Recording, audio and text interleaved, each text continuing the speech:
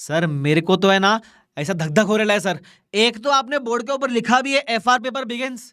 मैं बोलूं मेरे को लिखते समय डर लग गया था, तुमको तो देख के हल्का सा तो लगेगा। इट इज ओके, बताओ कमेंट में धक धक हुआ कि नहीं हुआ। मेरे को तो हो गया। बट एनीवेज वो सब धक धक साइड में रख के यहाँ मैं आपको गाइड करने आया हूँ रिगार्डिंग द लास्ट 12 डेज कि लास्ट जो भी 10-12 दिन आपके पास जो बचे उसको अच्छी तरीके से प्लान कैसे करना है। बिकॉज काफ़ी बच्चे यहाँ मार खा जाते हैं, वो इसी सोच में टाइम वेस्ट कर देते हैं कि मैं क्या करूँ क्या नहीं करूँ। तो मैं चाहता हूं कि मैं थोड़ा गाइड कर दूं आपको। बट वो सब क्या पहले सब्सक्राइब किए बिना समझी जी ना पहले सब्सक्राइब करना, ठीक है। चलो अब सब्सक्राइब कर लिया, उसके बाद सुनना। सबसे पहली बात, अगर आपने खुद सोच रखा है कि मैं यहां से यहां क्या करूंगा तो फॉलो योर प्लान, ठीक है। आपको ये सुनने की जरूरत नहीं है। Because if you are confident enough कि आपने कुछ सोच समझ के प्लान किया है तो वो फॉलो करो, फिर वीडियो स्किप कर दो, चले जाओ यहां से, ठीक है। तो ये उनके लिए जो थोड़े से क्लैरिटी में लैग कर रहे हैं कि किस तरीके से करूं, क्योंकि जब मैं भी था ना तो मेरे को भी दिक्कत तो आई थी इस फेज में, लेकिन मैंने उसको बाद में क्रैक कर लिया था कि अच्छा मैं ऐसे करूंगा तो मुझे सही बैठ गया और मैंने हेल्प भी किया एग्जाम के अंदर। तो मैं उसी तरीके से गाइड करूंगा आपको, ठीक है। आपका एक ग्रुप है, 2 ग्रुप है, पूरा गाइड करूंगा, टेंशन मत लो। अच्छा, सबसे पहले रिवर्स ऑर्डर में जाएंगे। एग्जाम 3 तारीख को है तो उसके पीछे के 5 दिन जो है वो आप एफआर को देना, ठीक है। सर एफआर के लिए 5 दूं, कम दूं, ज्यादा दूं? मुझे लगता है 5 डेज आर सफिशिएंट, ठीक है। 5 से कम मत दो क्योंकि पहला पेपर है। जब वो बोल रहा है कि पहले पेपर में जितने दिन चाहिए उतने दिन ले लो तो 5 दिन तो ले लो। सर मैं 7 दिन ले लूं क्या एफआर के लिए? मैं ज्यादा दिन रिकमेंड नहीं करता बिकॉज अगर 7 दिन तक एफआर पढ़ोगे तो एफआर तो अच्छा जाएगा, लेकिन the time gap for other subject will increase क्योंकि आप 7 दिन से एफआर ही पढ़ रहे हो। तो फिर एफआर के बाद 1.5 दिन में एएफएम, 1.5 दिन में ऑडिट भी तो करना है, वहां फंसोगे आप। तो मैं रिकमेंड करूंगा 5 days. For me it works. इतने साल से पढ़ा रहा हूं, बहुत साल से देखा है बच्चे के लिए 5.5 डेज एक प्रॉपर पढ़ाई की रहेगी उस स्टार्टिंग में तो 5 दिन सफिशिएंट होते हैं। प्लस आपको थर्ड को भी हाफ डे मिलता है बिकॉज पेपर दोपहर में है, तो 5.5 डेज इफेक्टिवली मिलता है, सफिशिएंट लगता है मुझे वो। उसके अलावा सर 5 डेज में एफआर कैसे करेंगे? टेंशन मत लो, उसका मैं प्लानर शेयर कर दूंगा आपके साथ, ठीक है। विद इन नेक्स्ट 2-3 डेज एक वीडियो ले आऊंगा जहां मैं प्लानर शेयर कर दूंगा। प्लस एफआर को ऑन ट्रैक लाने के लिए मैंने आपके लिए प्यारा प्यारा 29 को एक मैराथन भी शेड्यूल कर रखा है। सर हमको देखना चाहिए क्या मैराथन? टेंशन मत लो, मैं आपको जो वीडियो बनाऊंगा ना प्लानर की, वहां मैं बताऊंगा कि अगर आप किसको देखना चाहिए मैराथन, मैराथन देखोगे उसका भी प्लानर दूंगा। अगर मैराथन नहीं देखना है तो भी 5 दिन में एफआर कैसे पढ़ना है उसका भी प्लानर दूंगा। हर तरीके से आपको प्रिपेयर करके भेजूंगा लास्ट 5 दिन के लिए। तो एफआर का टेंशन छोड़ दो, एफआर किस दिन पे क्या पढ़ना है कैसे प्लान करना है हटा दो उसको, वो मेरी जिम्मेदारी है। एक बढ़िया सा आपके लिए प्लानर ला के दूंगा।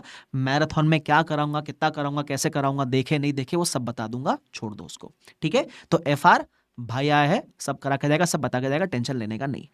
अब बचते हैं बीच में और 7 दिन, ठीक है। यहां आपके पास लगभग लगभग 7 दिन बचते हैं सर, ठीक है। अब मैं थोड़ा लॉजिकली आपको एक प्लान दूंगा, ठीक है, ऐसा हवे में नहीं दूंगा। लॉजिकली जो काम भी आएगा आप भी बोलोगे हाँ सर बात तो सही है। पहले बताऊंगा उनके लिए जिनका एक ग्रुप है, ठीक है। 7 दिन में क्या करें सर? मुझे लगता है आपको 7 दिन में से 4 दिन, 4 डेज, फर्स्ट 4 डेज मतलब 22nd, 23rd, 24th, 25th, that is till 25th आप कर लो एएफएम, क्योंकि एफआर के बाद इमीडिएटली एएफएम का पेपर आता है और एएफएम में 1.5 दिन मिलता है। एएफएम में तो प्रैक्टिकल सब्जेक्ट बट 1.5 दिन कम पड़ता है, तो अगर यहां इमीडिएटली पढ़ा हुआ रहेगा तो अच्छा रहेगा आपके पास, ठीक है। उसके बाद 25th को आप एएफएम 4 दिन में जितना हुआ उतना करने का, 4 दिन मतलब 4 दिन, ठीक है। उसके बाद फ्रॉम 26th टिल 28th आपके पास है 3 दिन। मैं चाहता हूं कि आप यहां ऑडिट पढ़ लो। क्यों मैं यहां पढ़ने बोल रहा हूं पता है? देखो पहले एफआर का पेपर है बराबर, एफआर तो आप एफआर के जस्ट पहले ही पढ़ रहे हो तो टेंशन नहीं है। फिर आता है एएफएम। अब क्योंकि अगर आपने यहाँ 4 दिन एएफएम पढ़ रखा रहेगा तो फ्रेश रहेगा एएफएम। 10 दिन पहले ही पढ़ा है लगभग लगभग आपने एग्जाम के एएफएम के, तो फ्रेश रहता है, तो 1.5 दिन में रिवाइज हो जाएगा। और मैं एफआर के जस्ट पहले ऑडिट इसलिए पढ़ने बोल रहा हूं बिकॉज ऑडिट ग्रुप 1 का आखिरी पेपर है। तो क्या अगर आपने लेटेस्ट में ऑडिट भी पढ़ा रहेगा तो वो भी रिकॉल इजीली होएगा। बिकॉज आप ध्यान से देखोगे तो हमने किस ऑर्डर में पढ़ा है? हमने इस ऑर्डर में पढ़ा है कि आप पहले एएफएम करो फिर ऑडिट करो, ताकि ऑडिट आपने जितना लेट रिवाइज किया है उतना लास्ट तक याद रहे। ऑडिट तीसरा पेपर है ना, तो वो रिटेंशन आ जाएगी आपके लिए, क्योंकि अगर आप ऑडिट पहले करोगे तो time gap between audit and the paper will increase now. इसलिए बोलो एएफएम प्रैक्टिकल है, याद भी रह जाएगा। तो एएफएम पहले करो, ऑडिट बाद में करो। ये मैंने फॉलो किया था लिटरली और मेरे को हेल्प किया था। बट मेरे 2 ग्रुप थे तो मैंने थोड़ा बांटा था इसके अंदर, ठीक है। तो ये उनके लिए जिनका एक ग्रुप है। जो भी फॉलो करोगे प्लीज एक प्रो टिप दे रहा हूं, पेन पेपर पे लिख के रखना। पेन पेपर पे लिखो, चिटकाओ और उसको फॉलो करो ब्लाइंडली। एक बार प्लान बना लिया, उसको ही फॉलो करना है, खत्म कहानी। ये उनके लिए जिनका एक ग्रुप था, ठीक है। अब मैं बात करता हूं उनके लिए जिनका 2 ग्रुप है, 2 ग्रुप्स, ठीक है। अगर मैं 2 ग्रुप की बात करूं तो एक तो आपका आईबीएस निकाल दो, वो मिक्स ऑफ ऑल सब्जेक्ट है, और एक आपका एफआर निकाल दो, बिकॉज एफआर आप जस्ट पहले पढ़ने वाले हो। बचते हैं 5 सब्जेक्ट, ठीक है। सॉरी 4 सब्जेक्ट बचते हैं आपके। One strategy can be you allot 1.5 1.5 1.5 1.5 days to all the subjects, all the 4 subjects, और आप 7 दिन में उसको पढ़ लो। 1 दिन एक्स्ट्रा मिलेगा तो जो बड़ा सब्जेक्ट लगता है उसमें 2.5 दिन दे देना, ऐसा करके। तो आप एक तो ऐसा कर सकते हो कि आप 2 दिन 2 दिन 1 दिन 1, सॉरी 2 2 और 1.5 ऐसा करके आप 4 सब्जेक्ट के अंदर बांट दो, बराबर। आप इसमें ऐसा कर सकते हो कि पहले आप एएफएम कर लो, फिर आप ऑडिट कर लो, फिर आप 1.5 दिन डीटी कर लो, फिर आप 1.5 दिन आईडीटी कर लो।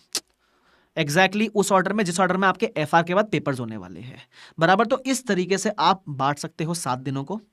या फिर एक और स्ट्रेटेजी बताता हूं। ऐसा पॉसिबल है कि चलो आप बोलते हो सर मेरा आईडीटी बड़ा स्ट्रांग है और मेरा एएफएम बड़ा स्ट्रांग है, मेरे को दिक्कत ऑडिट डीटी में, मैं एग्जांपल ले रहा हूं, ठीक है। तो 7 दिन में से ज्यादा पोर्शन फिर ऑडिट डीटी को दे दो, फिर एएफएम आईडीटी स्ट्रांग है, एक एक दिन दे दो, इसमें दिन बढ़ा दो। मतलब इन शॉर्ट, या तो 7 दिन को ऐसा बांट दो, बराबर। एग्जांपल 2 2 1.5 मैंने एग्जांपल लिया कि ऑडिट में 2 दे दो, एएफएम में 2 दे दो, जैसा भी करना है आपको। बट अगर इसमें कुछ सब्जेक्ट ज्यादा स्ट्रांग है तो उसमें 1 दिन कम कर दो, और जो वीक है उसमें 1 दिन बढ़ा दो। जैसा आपको लगता है मेरे को ऑडिट में बहुत डर लगता है सर, तो बढ़ा दे ऑडिट में 1 दिन एक्स्ट्रा, ले ले एक्स्ट्रा 1 दिन, कोई दिक्कत नहीं है, ठीक है। तो इस तरीके से आप प्लान करोगे ना। अगर एक ग्रुप है तो मैंने बताया ना 4 दिन एएफएम, 3 दिन ऑडिट और फिर एफआर तो पढ़ रहे हैं। 2 ग्रुप है तो 7 दिन को बांट दो, 2 2 1.5 में दिन एलोकेट कर दो। वो नहीं करना है तो जो स्ट्रांग है उसमें 1 ही दिन दो, और जो वीक है उसमें 1 दिन बढ़ा दो, ऐसा करके। तो इस तरीके से you can plan your this last 12 days, ठीक है। बाकी टेंशन मत लो, जो पढ़ा है अपने पर भरोसा रखो। जो चीज़ पढ़ी है अगर वो तमीज से रिवाइज हो गई तो एग्जाम में रिकॉल होएगा। रिकॉलिंग का टेंशन मत लो, मेरे को याद नहीं आ रहा है, ये नहीं आ रहा है, गजनी बन गया, कुछ नहीं, सब याद आता है भाई। तो याद रखने का टेंशन मत लेना, रिकॉलिंग का टेंशन मत लेना, कॉन्फिडेंस रखना, जो पढ़ा है याद आएगा, ठीक है। और हो सके अगर एक डिसेंट कवरेज कर रखी है परसेंटेज वाइज 80 90 80 85%, तो नया पढ़ना छोड़ो, अब पुराना पढ़ने को रिवाइज करने पर फोकस करना, जो पुराना पढ़ा हुआ है उसको रिवाइज करने पर फोकस करना। बस इतनी बेसिक सी बात मुझे बोलनी थी। बाकी टेंशन वेंशन लेना नहीं, टेंशन में काम खराब करोगे तुम लोग। तुम लोगों ने प्रिपरेशन अच्छी कर रखी है, तुम्हारा काम खराब सिर्फ टेंशन के मारे हो सकता है, बस उसी को मत जीतने देना अपने ऊपर। टेंशन नहीं कैसे ले सर, चुपचाप प्लान बनाओ, उसके एग्जीक्यूशन में फोकस करो। टेंशन लेने का टाइम होना नहीं चाहिए।